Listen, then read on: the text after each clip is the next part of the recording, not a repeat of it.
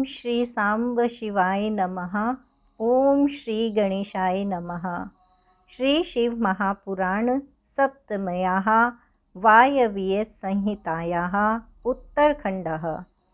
अथ प्रथमोऽध्यायः। ऋषियों के पूछने पर वायुदेव का श्री कृष्ण और उपमन्यु के मिलन का प्रसंग सुनाना। श्री कृष्ण को उपमन्यु से ज्ञान का और शंकर भगवान से पुत्र का लाभ। जो समस्त संसार चक्र के परिभ्रमण में कारण रूप हैं तथा गोरी के युगल उरोजों में लगे हुए केसर से जिनका वक्ष स्थल अंकित है, उन भगवान उमा वल्लभ शिव को नमस्कार है।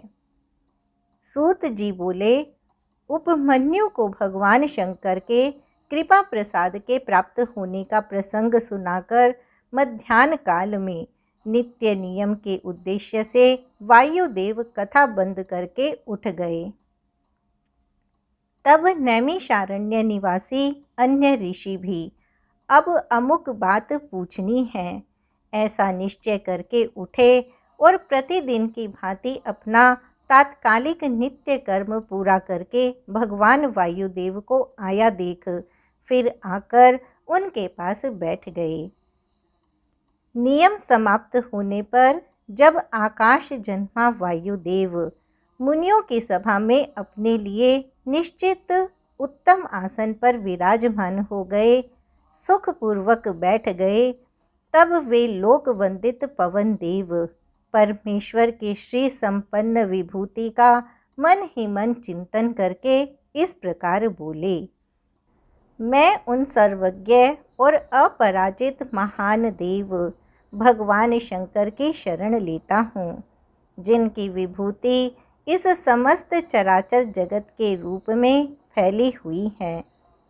उनकी शुभ वाणी को सुनकर वे निष्पाप ऋषि भगवान की विभूति का विस्तार पूर्वक वर्णन सुनने के लिए यह उत्तम वचन बोले। ऋषियों ने कहा, भगवन, आपने महात्मा उपमन्यु का चरित्र सुनाया, जिससे यह ज्ञात हुआ कि उन्होंने केवल दूध के लिए तपस्या करके भी परमेश्वर शिव से सब कुछ पा लिया। हमने पहले से ही सुन रखा है कि अनायास ही महान कर्म करने वाले वसुदेव नंदन भगवान श्री कृष्ण किसी समय धौम्य के बड़े भाई उपमन्यु से मिले थे और उनकी प्रेरणा से पाशुपत व्रत का अनुष्ठान करके उन्होंने परम ज्ञान प्राप्त कर लिया था।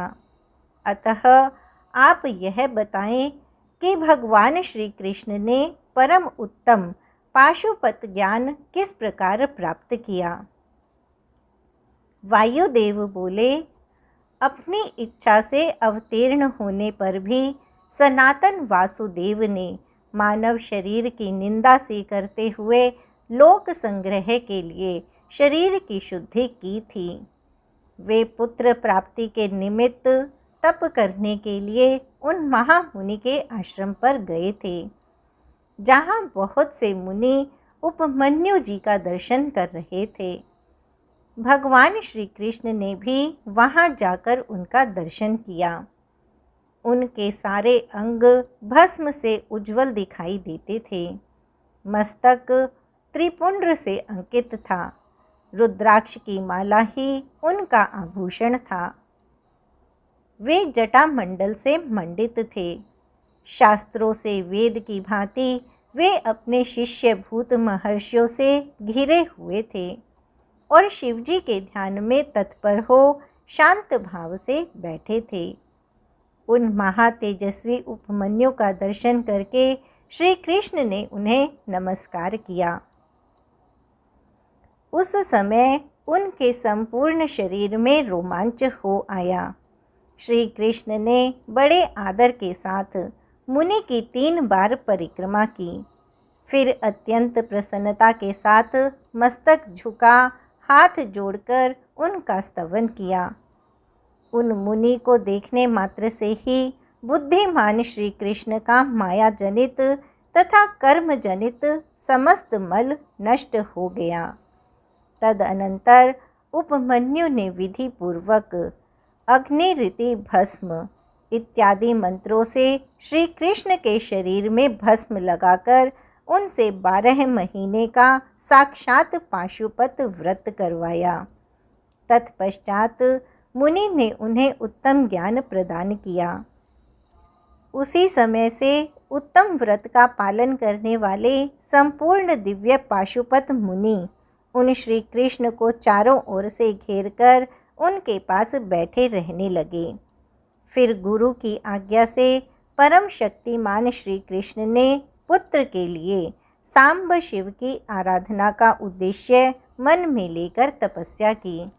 उस तपस्या से संतुष्ट हो 1 वर्ष के पश्चात पार्षदों सहित परम ऐश्वर्यशाली परमेश्वर सांब शिव ने उन्हें दर्शन दिया। श्री कृष्ण ने वर देने के लिए प्रकट हुए सुंदर अंग वाले महादेव जी को हाथ जोड़कर प्रणाम किया और उनकी स्तुति भी की। गणों सहित सांब सदाशिव का स्तवन करके श्री कृष्ण ने अपने लिए एक पुत्र प्राप्त किया।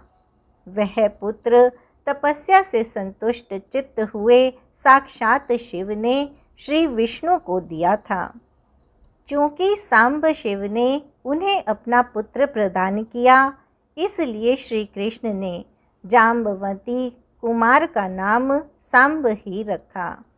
इस प्रकार अमित पराक्रमी श्री कृष्ण को महर्षि उपमन्यु से ज्ञान लाभ और भगवान शंकर से पुत्र लाभ हुआ। इस प्रकार यह सब प्रसंग मैंने पूरा कह सुनाया। जो प्रतिदिन इसे कहता सुनता या सुनाता है, वह भगवान विष्णु का ज्ञान पाकर उन्हीं के साथ आनंदित होता है। इति श्री शिव महापुराणे सप्तम्यां वायव्य संहितायाम उत्तरखंडे कृष्णपुत्र प्राप्ति वर्णनम नाम प्रथमोध्यायः। इस प्रकार श्री शिव महापुराण के अंतर्गत 7वीं वायव्य संहिता के उत्तरखंड में कृष्णपुत्र प्राप्ति वर्णन नामक पहला अध्याय पूर्ण हुआ। अथ द्वितीयोध्यायः। उपमन्यु द्वारा श्री कृष्ण को पाशुपत ज्ञान का उपदेश। ऋषियों ने पूछा, पाशुपत ज्ञान क्या है? भगवान शिव पशुपति कैसे हैं? और अनायास ही महान कर्म करने वाले भगवान श्री कृष्ण ने उपमन्यु से किस प्रकार प्रश्न किया था? वायुदेव, आप साक्षात शंकर के स्वरूप हैं, इसलिए ये सब बातें बताइए। तीनों लोकों में आपके समान दूसरा कोई वक्ता इन बातों को बताने में समर्थ नहीं है। सूत जी कहते हैं, उन महर्षियों की यह बात सुनकर वायुदेव ने भगवान शंकर का स्मरण करके इस प्रकार उत्तर देना आरंभ किया। वायुदेव बोले, पूर्व काल में साक्षात श्रीकंठ भगवान महेश्वर ने देवी पार्वती से उत्तम पाशुपत ज्ञान कहा था। विश्व योनि विष्णु रूप श्री कृष्ण ने उसी को उपमन्यु से पूछा था। तब मुनि उपमन्यु ने श्री कृष्ण को देवता आदि के पशुत्व तथा शिवजी का उनके पति होने के विषय में जैसा उपदेश किया था, उसी को मैं संक्षेप में बताऊंगा। आप लोग सावधान होकर सुनिए। वायुदेव बोले, महर्षियों, पूर्व काल में श्री कृष्ण रूपधारी भगवान विष्णु ने अपने आसन पर बैठे हुए महर्षि उपमन्यु से उन्हें प्रणाम करके न्यायपूर्वक यों प्रश्न किया। श्री कृष्ण ने कहा, भगवान महादेव जी ने देवी पार्वती को जिस दिव्य पाशुपत ज्ञान तथा अपनी संपूर्ण विभूति का उपदेश दिया था, मैं उसी को सुनना चाहता हूँ। महादेव जी पशुपति कैसे हुए? पशु कौन कहलाते हैं? वे पशु किन पाशों से बांधे जाते हैं और फिर किस प्रकार उनसे मुक्त होते हैं। महात्मा श्री कृष्ण के इस प्रकार पूछने पर श्रीमान उपमन्यु ने महादेव जी तथा देवी पार्वती को प्रणाम करके उनके प्रश्न के अनुसार उत्तर देना आरंभ किया। उपमन्यु बोले, देवकी नंदन, ब्रह्मा जी से लेकर स्थावर पर्यंत जो भी संसार के वशवर्ती चराचर प्राणी हैं, वे सब के सब भगवान शिव के पशु कहलाते हैं और उनके पति होने के कारण देवेश्वर शिव को पशुपति कहा गया है। वे पशुपति अपने पशुओं को मल और माया आदि पाशों से बांधते हैं और भक्ति पूर्वक उनके द्वारा आराधित होने पर वे स्वयं ही उन्हें उन पाशों से मुक्त करते हैं।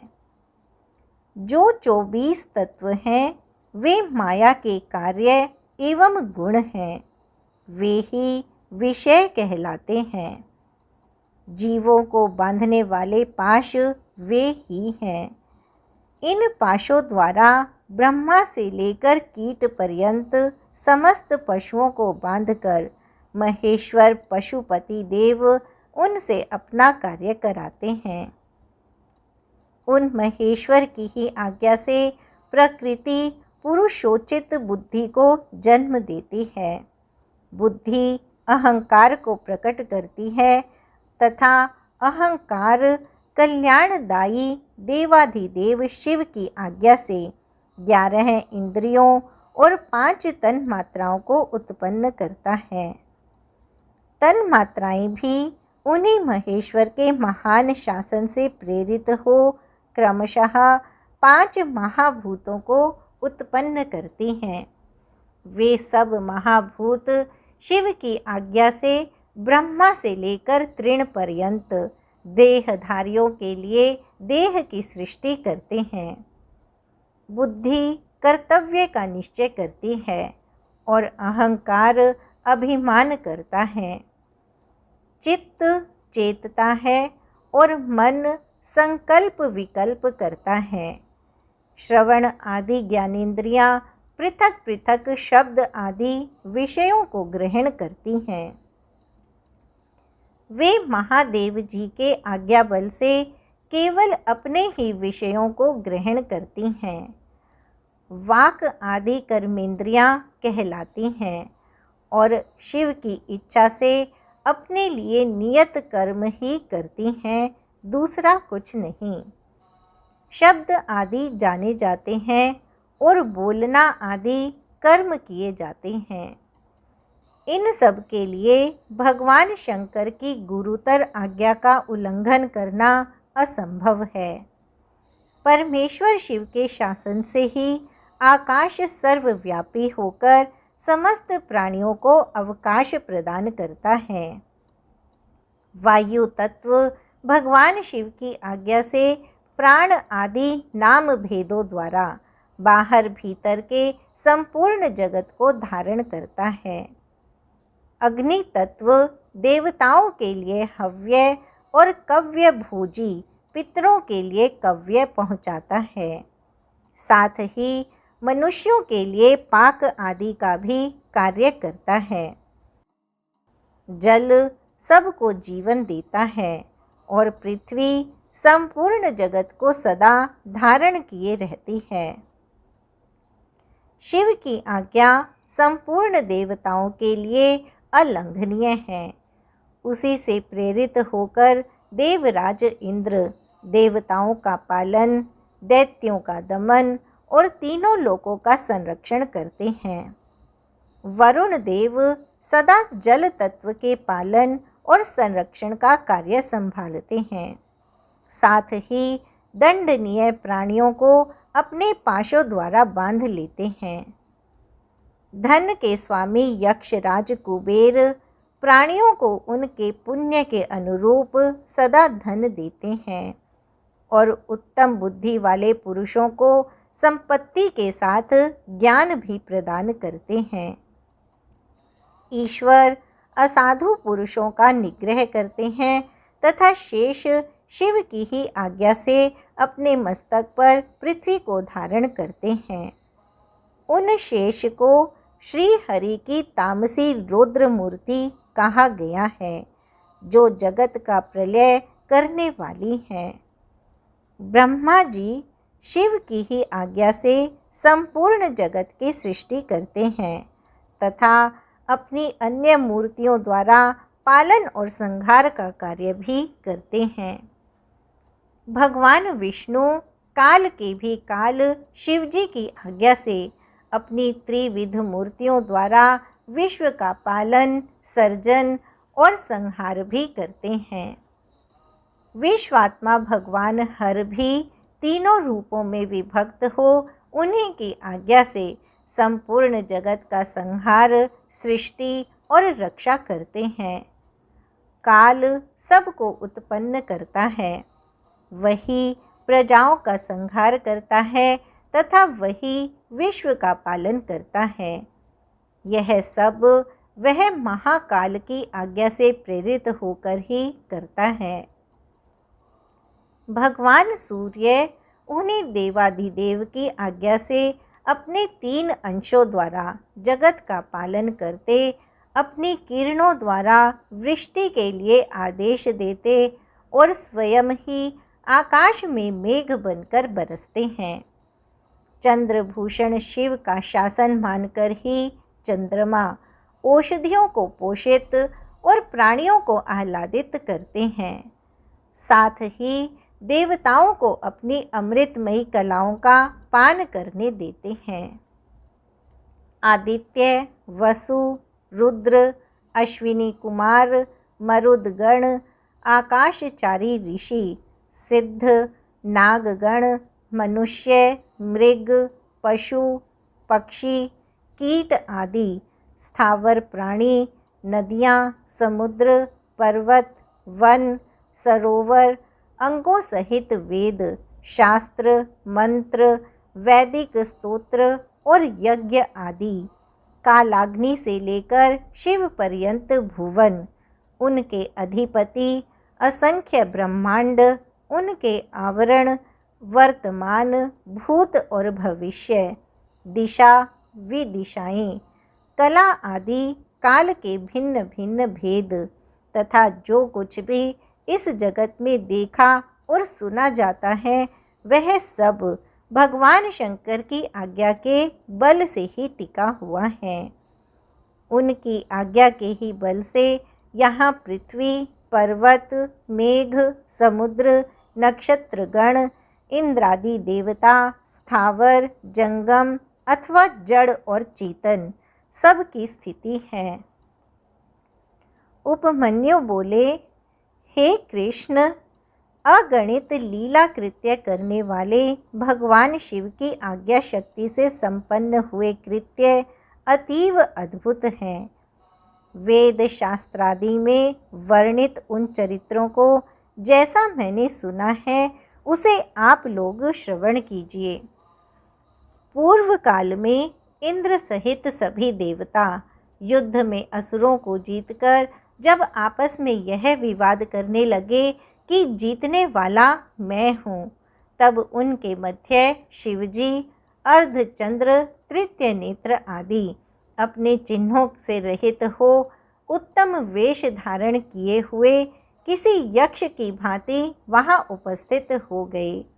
उन्होंने पृथ्वी तल पर एक तृण रखकर उन देवताओं से कहा, जो इसे विकृत करने में समर्थ हो सके वही दैत्यों को जीतने वाला है। यक्ष का वचन सुनकर हाथ में वज्र धारण करने वाले शचीपति इंद्र कुछ कुपित हो गए और हंस करके उस तृण को उठाने का उद्योग करने लगे, परंतु वे उस तृण को उठा पाने में मन से भी सक्षम नहीं हो सके। तब उन्होंने उस तृण को काटने के लिए अपने वज्र से अन्य वज्र को उत्पन्न करके जैसे तैसे छोड़ा, पर तृण से टकराकर वह वज्र तिरछा होकर उनके आगे गिर पड़ा। तदनंतर अन्य महाबली लोकपाल भी उस तृण को उद्देश्य करके अपने हजारों अस्त्र चलाने लगे। उस समय प्रलय उपस्थित होने की भांति महान अग्नि प्रज्वलित हो उठी, भयंकर हवा चलने लगी और समुद्र बढ़ने लगा। हे कृष्ण, इस प्रकार देवताओं के द्वारा यत्न पूर्वक किए गए सभी उपाय यक्ष के आत्मबल से व्यर्थ हो गए। तदनंतर देवेंद्र ने कुपित होकर यक्ष से कहा, आप कौन हैं? तब उन देवताओं के देखते देखते वह यक्ष अंतर्धान हो गया। इसके बाद दिव्य आभूषणों को धारण की हुई पवित्र मुस्कान वाली देवी हेमवती आकाश मंडल में प्रकट हुई। उन्हें देखकर इंद्रादि देवता विस्मय में पड़ गए और उन्हें प्रणाम करके पूछने लगे कि यह विलक्षण यक्ष कौन था। तब उन देवी ने मुस्कुराकर कहा, वे आप लोगों के लिए अगोचर हैं, अर्थात आप लोगों की दृष्टि से परे हैं। उन्हीं के द्वारा यह चराचर संसार चक्र चलाया जा रहा है। उन्हीं के द्वारा प्रारंभ में विश्व का सृजन किया जाता है और उन्हीं के द्वारा पुनः संहार कर लिया जाता है। उनका नियंता कोई नहीं है। उन्हीं के द्वारा सब पर नियंत्रण किया जाता है। ऐसा कहकर वे महादेवी वहीं पर अंतर्धान हो गईं और विस्मित हुए सभी देवता उन्हें प्रणाम करके स्वर्ग को चले गए। इति श्री शिव महापुराणे सप्तम्यां वायवीय संहितायाम उत्तरखंडे शिव महात्म्य वर्णनम नाम द्वितीयोऽध्यायः। इस प्रकार श्री शिव महापुराण के अंतर्गत 7वीं वायवीय संहिता के उत्तरखंड में शिव महात्म्य वर्णन नामक दूसरा अध्याय पूर्ण हुआ।